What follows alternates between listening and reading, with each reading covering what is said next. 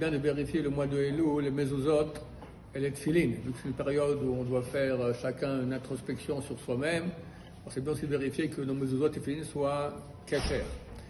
Maintenant, c'est écrit que les mezuzot, on les vérifie 2 fois tous les 7 ans, donc tous les 3 ans et demi.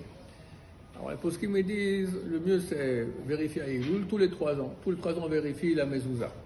On n'a pas besoin de l'amener chez un sofer qui va vérifier toutes les lettres. Si une mezouza, on l'a acheté, on l'a bien fait vérifier, on est certain que quand on l'a acheté, elle était bien, il n'y a pas de miracle qui s'est passé, que tout d'un coup une lettre a été rajoutée, une lettre a été enlevée. Ce qu'il faut regarder, c'est s'il n'y a pas des intempéries ou quelque chose qui a fait qu'une partie s'est effacée ou une tâche est venue, quelque chose. Mais si on voit, sans vérifier chaque lettre en tant que sofer, on voit que la mezouza elle va bien, alors ça va, on la replie et on la remet à sa place.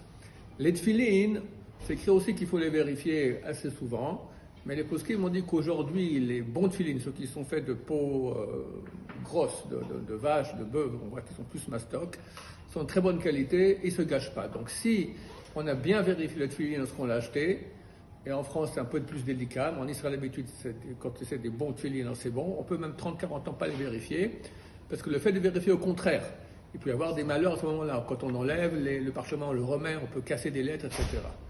Donc vérifier une fois que le tefilin est bon. Je parle maintenant des mastocs, ceux qui sont faits en peau fine, là il faut vérifier parce que le carré il se déforme avec le temps et là c'est un problème.